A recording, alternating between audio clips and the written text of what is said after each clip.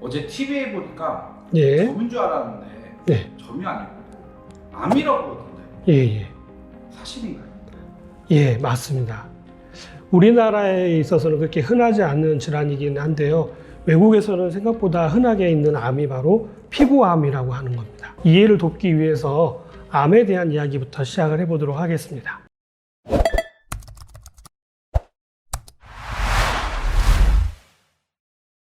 세포가 돌연변이를 일으켜서 무한적으로 증식하는 것을 암이라고 얘기하는데요. 보통 이런 것들을 종양이라고 얘기합니다. 그러니까 쉽게 얘기하면 뭔가 자라나기 때문에 혹이라고 얘기하는데요.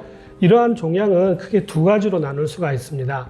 첫 번째는 양성 종양, 두 번째는 악성 종양으로 나누어집니다. 양성 종양이라고 하는 것은 어떤 일정한 한계까지 증식하는 것고 그 한계가 멈춤이 있으면 그거는 양성 종양이라고 하고 흔히 우리가 얘기하는 혹이라고 얘기하는 겁니다. 여러분들이 한 번쯤 들어보셨던 물혹도 혹이고요. 근종, 선종 이런 종이라고 하는 붙어 있는 것들 있잖아요. 그런 것들은 대부분 다 양성 종양이라고 얘기하고요. 악성 종양은 한 번쯤 많이 들어보셨죠. 우리가 흔히 알고 있는 암을 얘기하는데요. 이 암의 특징이 바로 뭐냐면 무한적으로 그 세포가 증식하는, 이상적으로 증식하는 것을 악성 종양이라고 합니다. 자, 그러면 혹이 생겼을 때 이게 양성인지 악성인지를 알아보기 위해서는 반드시 그 조직을 떼서 유전자 돌연변이가 있는지를 확인을 해야 되거든요. 약 한 일주일 정도의 시간이 걸리죠. 또 하나는 이 암의 특징이 무한적으로 증식한다고 말씀드렸잖아요. 그래서 항암제를 사용할 때 이 증식을 억제하는 약품을 사용을 합니다. 그러다 보니까 부작용이 나타날 수가 있습니다. 자, 우리 몸에서 가장 왕성하게 세포 분열이 일어나는 곳이 바로 어디냐면 두피입니다. 머리카락이죠. 머리카락은 자고 일어나면 자라나 있고 자고 일어나면 자라나 있고 계속 끊임없이 세포 분열이 일어나는 것인데요. 여기에도 이 약이 작용을 하기 때문에 세포 분열이 일어날까요? 안 일어날까요? 안 일어나게 억제를 한다는 거죠. 항암 치료를 하게 되면 머리카락이 빠져서 민둥머리가 되는 이유가 바로 거기에 있는 것입니다. 자, 이거는 또 제가 이름을 붙인 건데 암에 그래서 별명을 붙였습니다.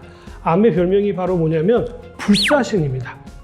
어떠한 환경에서도 절대로 죽지 않고 무한적으로 증식을 하는 세포가 바로 암이거든요. 그러다 보니까 굉장히 통증이 심해요. 고통이 심해가지고 몰핀 같은 것들을 주사하지 않으면 견딜 수가 없을 정도로 고통이 심해지고요. 나중에 가면은 이 몰핀도 통증 효과를 갖출 수 없을 정도로 통증이 굉장히 심하다고 얘기를 하더라고요. 암세포를 전혀 죽일 수 없냐면 죽일 수 없지는 않습니다. 죽일 수 있는 방법이 있는데 크게 세 가지입니다. 첫 번째는 암세포가 증식을 하려면 영양분이 있어야 되는데 그 영양분을 차단해 버리는 거예요. 암세포도 굶어 죽게 되거든요. 그래서 굶겨서 죽일 수 있는 방법이 있고요. 두 번째는 불로 지지는 겁니다. 요즘 고주파 치료라고 들어보셨나요? 또는 방사선 치료 들어보셨나요? 이런 것들로 표적 치료라고 해서 그 부위만 방사선을 쬐가지고 불로 지지는 거죠. 또 아주 특별한 경우긴 합니다만 자기 스스로가 돌연변이가 됐기 때문에 나 이제 죽어야지 하고 죽을 수 있도록 유도해내는 그런 세 가지 방법 말고는 어떠한 방법으로도 이 암세포를 아직까지는 죽일 수 있는 방법이 없기 때문에 저는 별명을 불사신이라고 이야기를 하고 있습니다. 두 번째로 알고 계셔야 될 내용 중에 하나는요. 점도 암이라는 사실 알고 계셨나요? 점하고 암은 같은 기전을 가지고 있습니다. 재미난 연구 결과가 있는데요. 점이 많은 사람들은 암에 잘 걸리지 않는다고 알려져 있습니다. 굉장히 신비롭죠. 이 점이 생기는 이유 중에 하나가 멜라닌 세포가 돌연변이를 일으켜서 많은 색소를 모집하게 되면서 색깔이 변하는 것을 점이라고 얘기하는 겁니다. 결국은 멜라닌 색소가 돌연변이를 일으키는 것과 또 정상적인 세포가 돌연변이를 일으켜서 암이 되는 것은 같은 기전으로 보셔도 됩니다. 그래서 점도 암하고 같은 기전으로 움직인다. 이렇게 생각하시면 된다는 얘기죠. 자, 이런 점이 생기는 이유는 크게 두 가지로 나눌 수가 있습니다. 첫 번째는 유전적인 영향도 있을 수가 있고요. 두 번째는 외부의 환경적인 부분인데요. 첫 번째 유전적인 부분들은 아빠가 여기 이마 옆에 점이 있다고 하면 자녀분 중에서도 이마 옆에 점이 생기는 경우가 있습니다. 신비롭게도요. 평상시에는 점이 없었어요. 그런데 나중에 자라면서 딱 하고 생기는 경우가 있잖아요.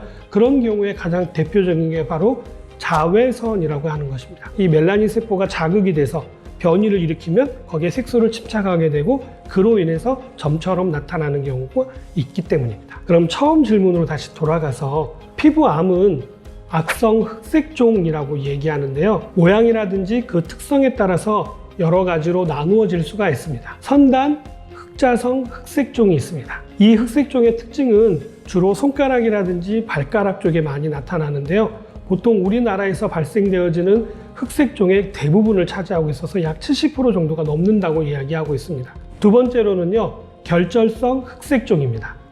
자, 이 흑색종의 특징은 편편한 반점으로부터 시작해가지고 온몸으로 퍼지는 그런 흑색종이고요.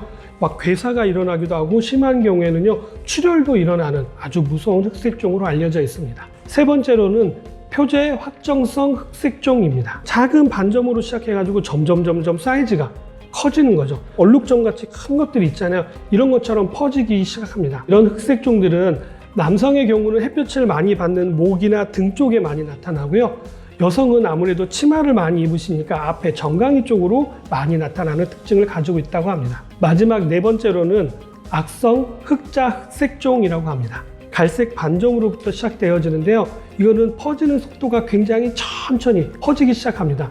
그래서 언뜻 봐서는 갈색 반점처럼 보이기 때문에 검버섯이 아닌가라고 착각할 정도로 잘 모르고 있다가 세월이 오랫동안 지난 다음에 아, 이게 흑색종이었다라는 사실을 알게 되는 특징을 가지고 있죠. 그러면 점하고 구분하기가 좀 힘든 것 같은데 예, 맞습니다. 어떻게 하면 그거를 쉽게 구분할 수가 있을까요?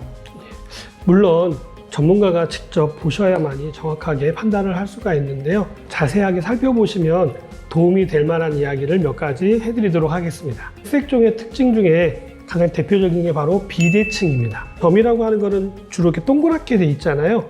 그런데 이런 종양 같은 경우에는 그게 이렇게 길쭉하거나 아니면 한쪽이 찌그러지거나 비대칭형으로 나올 수 있다는 거 기억하시면 도움이 될 수가 있고요. 두 번째로는 불규칙한 경계면입니다. 자, 점 같은 경우는 점하고 산하고 딱 경계면이 딱 뚜렷하게 되어져 있잖아요. 그런데 이러한 종양 같은 경우에는 그게 약간 불분명하다는 거예요. 그래서 점점 색이 진해지면서 점처럼 보여지는 거. 이런 것들이 특징이 될 수가 있고요. 세 번째로는 좀 특별한 경우이긴 합니다만 색의 다양성이 나타나기도 합니다. 진한 점이 있고 약간 흐린 점은 있을 수 있어요. 이런 건 크게 문제가 되지 않은데 점이 있는데 약간 청색을 띠고 있다? 약간 푸른빛이 돌고 있다.